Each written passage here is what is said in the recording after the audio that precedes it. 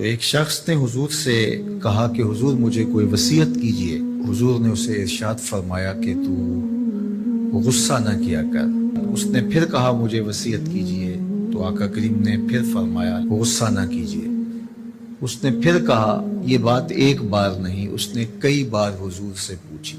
وہ کوئی اور وصیت طلب کرنا چاہ رہا تھا کہ یہ تو ٹھیک ہے، کچھ اور وصیت بھی کیجئے۔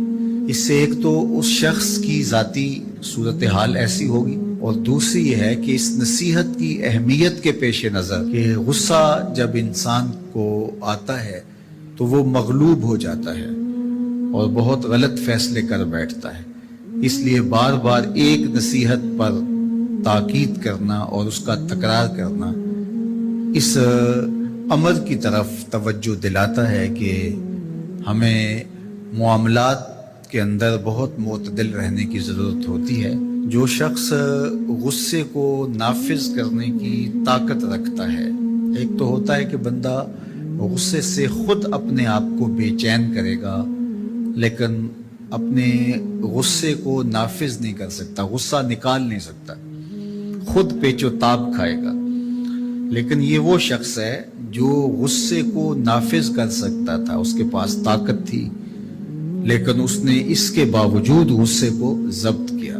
حضور علیہ السلام نے ارشاد فرمایا، قیامت کے دن اللہ تعالیٰ لوگوں کے سامنے اسے بلائے گا، تو اللہ تعالیٰ اسے اختیار دے گا کہ جنت کی حوروں میں سے جس کے ساتھ تم نکاح کرنا چاہتے ہو، جس کے ساتھ تم رہنا چاہتے ہو، تمہیں اس کا اختیار دیا گیا ہے، اس لیے کہ تم نے اپنے غصے کو ضبط کیا، اس کو نافذ کرنے کی طاقت کے باوجود۔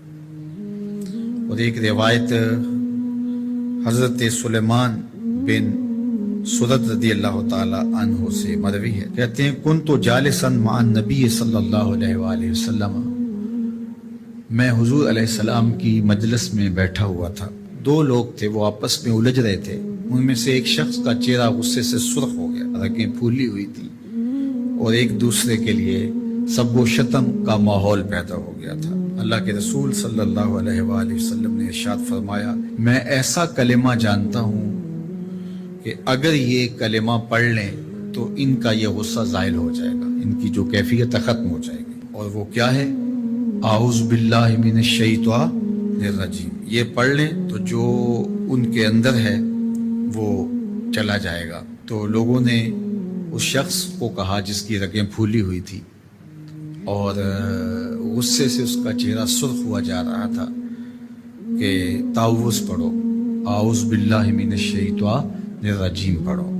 اور یہ اللہ تعالیٰ نے قرآن مجید میں ارشاد فرمایا ہے کہ جب غصے سے انسان بے قابو ہو جائے تو اس کو چاہیے کہ وہ اپنے غصے سے باہر نکلنے کے لیے تعوذ پڑھے۔ ایک روایت میں ہے اللہ کے محبوب نے ارشاد فرمایا، تم میں سے اگر کوئی شخص غصے میں آئے تو وہ خاموش ہو جائے، تو خاموشی سے غصے کا لیول نیچے آنا شروع ہو جائے گا۔ اور ایک روایت میں ارشاد فرمایا، جب تم میں سے کوئی شخص غصے میں ہو تو وہ کھڑا ہوا ہو تو وہ بیٹھ جائے، اور اگر اس کا غصہ اس سے زائل ہو گیا تو ٹھیک، ورنہ لیٹ جائے۔ یعنی اگر وہ کھڑا ہو تو بیٹھ جائے، اور اگر بیٹھنے کے باوجود بھی غصہ ختم نہیں ہونے پا رہا تو لیٹ جائے، خاموش ہو جائے، تعوذ پڑھے اور بیٹھ جائے، یا پھر لیٹ جائے۔ تو یہ چار صورتیں غصے کو کم کر دیتے ہیں۔ تو غصے کو نافذ کرنے کی بجائے کوشش کرنی چاہیے کہ غصہ جو ہے وہ فروغ ہو جائے، کیونکہ غصے میں انسان ایسے امور کر لیتا ہے کہ بعد میں اس کو سخت پچھتاوا ہوتا ہے۔ اگر کسی شخص کے ساتھ قرآن مجید نہیں ہے، قرآن مجید کے 2 رکوع 4 رکوع آدھا پارہ اگر کسی زندگی میں روزانہ کی بنیاد پہ نہیں ہے تو اس کی زندگی کا نور اس سے روٹ گیا ہے۔ گر تو می خواہی مسلمان زیستن نیست ممکن جز بقرآن زیستن، اگر تو مسلمان بن کے جینا چاہتا ہے تو قرآن کے بغیر ایک لمحہ بھی نہیں جی سکتا۔ تو قرآن کو اپنی زندگی میں اس طرح داخل کر لیجئے گا کہ اٹھتے بیٹھتے چلتے پھرتے تمہارے ساتھ قرآن کی تعلیمات جڑی ہوں، کوئی دن قرآن مجید کی تلاوت سے خالی نہ ہو۔ ہمیں اس کی ترغیب دی گئی ہے، اور یہ خوش بختی کی علامت ہے کہ تمہارے ساتھ قرآن ہو۔ فرمایا گیا کہ وہ سینہ ایک قبرستان کی طرح ہے جس میں قرآن نہیں ہے۔ تو ایک تو قرآن مجید کی کچھ صورتوں کو باقاعدہ یاد کر کے اپنے سینوں میں نقش کرنا چاہیے، جس طرح سورۃ الملک ہے قرآن مجید کی دوسری صورتیں، اگر اس کے علاوہ بھی آخری پارہ جو ہے اگر سب یاد ہو جائے تو کم از کم آدھا پارہ آخری یاد کر لیں۔ سورہ الواقعہ ہے، سورہ یاسین قلب القرآن کہا گیا ہے، ایک مرتبہ سورہ یاسین پڑھنے سے 10 مرتبہ قرآن پڑھنے کا ثواب ملتا ہے، اور جو شخص اپنے دن کا آغاز سورہ یاسین سے کرتا ہے سارا دن وہ اللہ کی امان میں رہتا ہے۔ سورہ حشر کی آخری 3 آیات پڑھنے کی تلقین کی گئی ہے شام سویرے، جو شخص صبح کو پڑھ لیتا ہے سارا دن امان میں رہتا ہے، اور اگر وہ فوت ہو جائے تو زمرہ شہداء میں لکھا جائے گا، اور جو شام کو پڑھ لے ساری رات اللہ کی امان میں رہتا ہے، فرشتے دعائیں کرتے رہتے ہیں، اور اگر وہ فوت ہو جائے تو نام زمرہ شہداء میں لکھ دیا جاتا ہے۔ جمعہ کے دن سورہ کہف پڑھنے کی تلقین کی گئی ہے کہ ہر جمعۃ المبارک کو سورہ کہف کی تلاوت کرو، تو قرآن زندگی میں شامل کیا جائے، یہ بدبختی سے بچاتا ہے، قبر میں روشنی لاتا ہے، اجالے لاتا ہے، اور سورہ کہف پڑھنے والے کی قبر میں روشنی ہوگی، یہ قبر میں روشنی لے کے جائے گی۔ خاتون ہے تو وہ اچھے شوہر کو تلاش کرے جو کل بچوں کا اچھا باپ بن سکے، اور اگر مرد ہے تو وہ اچھی خاتون تلاش کرے جو کہ اچھی ماں بننے کی صلاحیت رکھتی ہو۔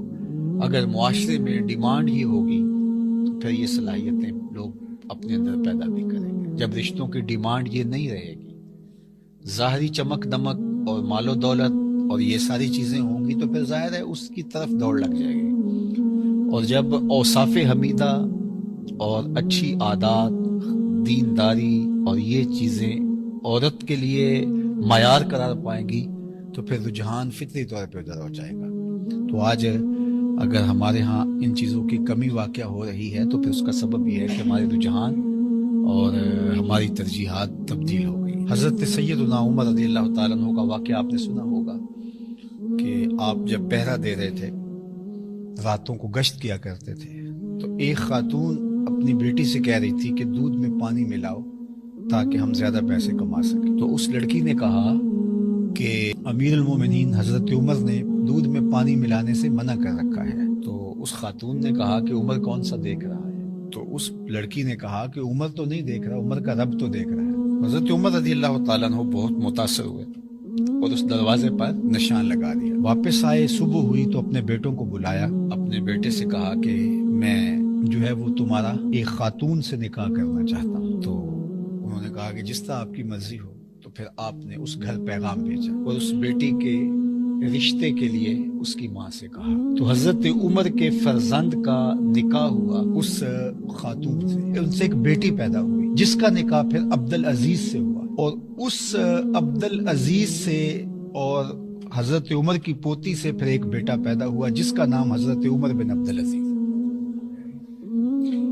تو اچھی مائیں اچھی قوم دے سکتی ہیں، تو اچھی ماں کا انتخاب اس وصف پر آپ نے اپنے بیٹے کا نکاح کر دیا کہ یہ کس قدر اللہ سے خشیت اور اللہ سے خوف رکھنے والی خاتون ہے۔ حضور نے ارشاد فرمایا کہ نکاح کیا جاتا ہے 4 چیزوں کی وجہ سے، لمالہا، لجمالہا، لحسبہا۔ کسی کے مال کی وجہ سے نکاح کیا جاتا ہے، حسب و نسب کی وجہ سے نکاح کیا جاتا ہے، اسی طرح جو ہے وہ حسن کی وجہ سے نکاح کیا جاتا ہے۔ پھر فرمایا کہ جو ہے وہ دین کی وجہ سے نکاح کرنے کی پھر تلقین ارشاد فرمائی، اور دین سے مراد وہ خوبیاں ہیں جو دین ہمیں بتاتا ہے، وہ جہاں پائی جائیں۔ فرمایا جس کا اخلاق کو، جس کا دین تمہیں پسند آ جائے اس سے اپنی بیٹی کا نکاح کر دو۔ نکاح کے انتخاب کے لیے 2 چیزیں بیان، جس کا خلق اور جس کا دین تمہیں پسند آ جائے اس سے اپنی بیٹی کا نکاح کر دو۔ ابو الاسود الدؤلی زمانہ جاہلیت کا ایک شاعر گزرا ہے۔ ایک دن وہ اپنے بیٹوں سے کہنے لگا کہ میں تمہارے پیدا ہونے سے پہلے بھی اور تمہارے پیدا ہونے کے بعد بھی تمہارے اوپر بڑے احسانات کیے ہیں۔ تو بیٹوں نے کہا کہ ہمارے پیدا ہونے کے بعد کے احسانات تو سمجھ میں آتے ہیں، لیکن ہمارے پیدا ہونے سے پہلے آپ نے ہمارے اوپر احسان کون سا کیا ہے؟ تو ابو الاسود الدؤلی کہنے لگا اپنے بیٹوں کو، اپنی اولاد کو، کہ میں ایک شاعر ہوں، اور شاعر کی طبع کے اندر جو حسن پسندی ہے تو بیوی کے انتخاب کے لیے اس کی اول ترجیح یہی ہونی چاہیے تھی، لیکن میں جب اپنی بیوی کی تلاش میں نکلا تو میں اس خیال سے تلاش کیا کہ جو میرے بچوں کی بہتر ماں بن سکے. تو میں نے اپنے جذبات کی قربانی دے کر تمہارے لیے اچھی ماں تلاش کی، اپنے لیے اچھی بیوی تلاش کرنے کی نسبت. تو میرا یہ وہ احسان ہے جو تمہارے پیدا ہونے سے قبل میں نے تمہارے اوپر کیا.